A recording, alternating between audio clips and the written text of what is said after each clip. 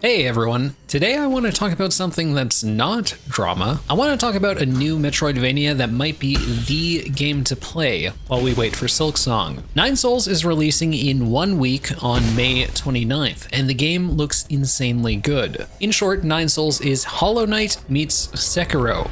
Sign me the fuck up. If you want to watch me play the full release, I'll also be streaming the game here on YouTube when it releases next week. So I'm just going to show off the demo gameplay in the background while I babble over top of it. And no, I'm not playing the game right now. This is pre-recorded. Anyway, Nine Souls is thematically called Taopunk, which is a blend of Taoism with cyberpunk elements. The developer of Nine Souls, Red Candle Games, is pretty keen on including cultural Taiwanese elements in their games. Their previous games were Detention from 2017, a game kind of like Clock Tower, set in Taiwan in the 1960s during the period of martial law following World War II, as well as Devotion, a game you might have heard of, this time set in the 1980s, also in Taiwan. Devotion is pretty well known for being a highly reviewed game, which was also removed from Steam. The reason is because they referenced Winnie the Pooh alongside Xi Jinping. The removal of Devotion was awful, not just because they didn't deserve it, but also because it was an extremely well-reviewed game with a score of 86 on Metacritic. Also, if you noticed Detention's review score on Steam seems a little low, that's because it was review bombed following the Winnie the Pooh reference. God forbid. Even Red Candle Games' publishers, IndieVent and Winking Skywalker, cut ties with the company over the controversy. Red Candle Games tried to release Devotion on GOG a year later, but just 2 days after announcing it, GOG suddenly canceled the release, stating that they had received too many messages from angry gamers. It was either that, or they didn't want to upset the Chinese government. Who could say? I know this is a huge tangent, but Red Candle Games have been on the receiving end of a lot of bullshit. I mean, imagine losing a project as huge as a complete video game. Either way, I respect that they put those kinds of messages in their games. Kudos to them for that. Anyway, let's actually talk about the game. Based upon their experience as a development team and my time playing the demo, I have high expectations for the story in Nine Souls. Red Candle Games are known for their story-driven horror games, not Metroidvanias, so I'm wondering how much of a Metroidvania Nine Souls will actually be. In the demo, there was a heavy emphasis on storytelling, and I'm guessing that means there will be less of an emphasis on open-ended exploration. In short, I don't think its storytelling style will be perfectly compatible with the kind of go anywhere at any time Metroidvania gameplay. While the game is inspired by Hollow Knight, I wouldn't expect it to play exactly like Hollow Knight. Expect a dark, gruesome story inspired by Taiwanese culture with cyberpunk themes. Expect some incredible artwork, animation, and unique music as well, because that's what I saw when I played the demo. But that doesn't mean the game is going to be lacking when it comes to gameplay. Let me break down my experience. First off, I find it interesting that they're going from making these story-driven games to a Metroidvania, a genre that's very much focused on gameplay. And not just that, but like a Sekiro-inspired Metroidvania. This is the kind of game that demands very polished, finely tuned gameplay. Also, I'm assuming their previous games didn't have much of a focus on platforming either. Now, I played through the demo. It includes a 15-minute-ish story segment, a 15-minute level, ending with a tutorial boss, as well as a challenge boss afterward. Now, bear in mind that the demo is about 2 years old as of today, but what I saw in the demo was still an excellent foundation. It was just too short to tell if this is going to be the 10 out of 10 game that I hope it will. Because while the foundation might be great, the game also is going to need variety and challenge, and the demo was really too short to tell if the full game will succeed in those regards. There also wasn't that much platforming in the demo either, which makes sense. There's not much platforming in Forgotten Crossroads either. But we did see bits and pieces of platforming segments in gameplay trailers, so there will be platforming in the full game. It's just not clear exactly how much of it there will be. Anyway, let's break down the gameplay mechanics, bearing in mind that some of these might be changed in the full release. To start off with, your character has a dash with invincibility frames that can be used to dodge, get out of the way of attacks, or to chase enemies. But the deflect is the bread and butter method to avoid damage. There's no block in Nine Souls, so you always have to time your deflects. But the timing window is more generous than you might expect. Furthermore, if your parry or deflect is mistimed but still close, you perform a partial deflect. This works the same as blocking in Lies of P. In other words, it deals damage to your health bar, but you can recover that damage by hitting enemies as long as you aren't hit again. When you are hit, you lose the opportunity to recover that damage. It's like the rally mechanic in Bloodborne, but it only applies to partial deflects. I think this is a really good system because it rewards the player for playing aggressively, and it works really well in the game. Nine Souls also essentially uses the Estus flask system,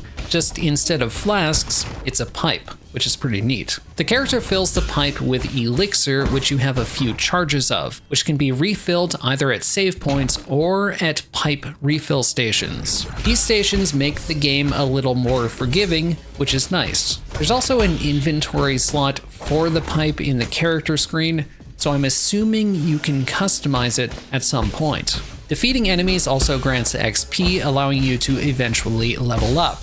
Level ups grant a skill point, which is for the game's talent tree, allowing you to specialize in defense, healing, or chi. Chi is kind of like soul, but rather than building it up when you attack, you get a charge each time you deflect an enemy attack. I'm assuming you discover different chi abilities throughout the game, but you start with the Chi Blast. Chi Blast is a dash, and any enemies hit by that dash are marked, dealing a small amount of damage. However, if you channel the Chi Blast immediately after the dash, it explodes, dealing a larger amount of damage. Channeling leaves you vulnerable for a second, but I didn't exactly struggle to find opportunities to use it. It's a neat attack because it can also be chained in between regular dash cooldowns to cover a lot of distance while also dodging enemies. The animation is also just super cool. In terms of movement, you start off the demo with basic movement abilities such as wall jump,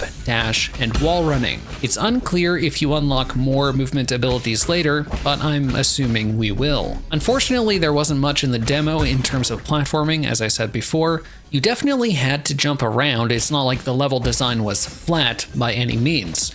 There just weren't any platforming challenges other than a few bottomless death pits here and there. My impression of the movement was that it felt nice and responsive, similar to Hollow Knight, but I'm hoping you unlock an aerial dash at some point in the full game. In the demo, you can only dash while on the ground, and it definitely felt a little bit limiting. Wall running is pretty straightforward, you just hold up while next to a wall, but it notably can only be done on specific marked walls. Your character doesn't get a lot of verticality from wall jumps, and that's not necessarily a bad thing, it's just definitely different from Hollow Knight. In the demo, there just wasn't really that much to go off of. It just seems like it might not be a big focus. One thing I started to notice in the demo was that my positioning actually didn't feel that important. That's because regardless of where your character is precisely standing, all you need to focus on is deflecting at the right time, and you'll be okay. I actually had this issue with Deviator as well, funnily enough, where the boss fight felt like I was just standing in place, parrying when the boss attacked, and otherwise mashing the attack button. It's not the most enjoyable thing in the world, but fighting the challenge boss at the end of the Nine Souls demo completely removed that concern. It felt like they actually understood how to make a fun boss fight. The main reason is because this boss in particular is constantly running around the screen, forcing you to chase. Furthermore, there are telegraphs from this boss that have these black void-like animations. that you actually need to dodge because you can't deflect them. I was deflecting most of the boss's attacks, but some attacks you can also dash through, and some you can even jump over. So for this boss, your positioning definitely matters. You definitely need to think about it and pay attention. And that was actually my #1 concern for the first part of the demo. So the devs have made it pretty clear they were thinking about it. The basic attack in the game is actually also a 3-hit combo, the third hit of which appears to deal significantly more damage. So you're really trying to squeeze out as many of these 3-hit combos as you can. This also forces you to think about your positioning because you have to finish that combo to deal the most amount of damage. In other words, you need to think about where you start that 3-hit combo so that you're able to finish it. In cases where you can't finish a combo, you can sometimes use Chi Blast to dash through the enemy to dodge their attack while also dealing damage. In short, the combat seems to work really well. Also, the challenge boss is so beautifully animated and the sound design is amazing. The question I have is, will the full game be able to maintain that level of quality, as well as provide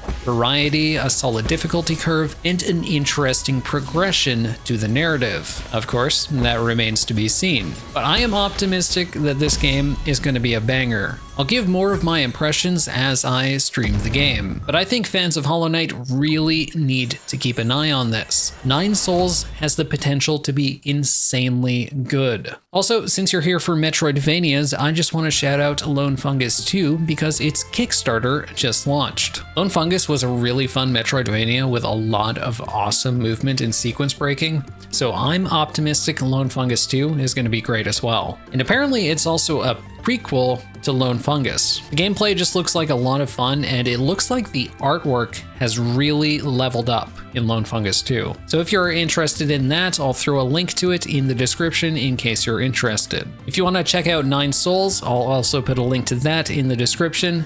But with that, thanks so much for watching the video. I hope you have a wonderful day. Peace.